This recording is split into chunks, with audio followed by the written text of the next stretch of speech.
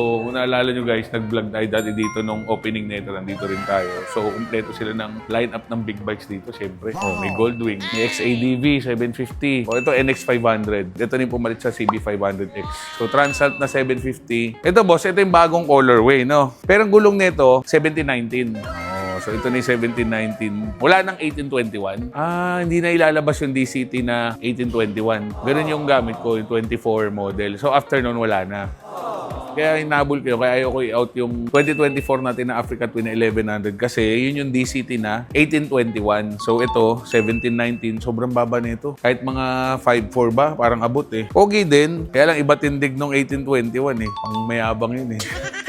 Yan, XADV. Ang XADV ngayon, sir, magkano? 849. So, ito yung nabago sa 2025, guys. So ito, payat na siya dito. So, hindi na siya bukaka. Flat foot na. Kasi usually, tingkayad ako dito eh. So, ang pinagkaiba, upuan, integrated tail, signal light, cruise control. Pwede kong ikot na to. No? Kahit ito lang ikot ko, pwede. Oo. So, nakahigpit, nakalock. Pagbukas mong ganito, bubuka mo pa rin konti.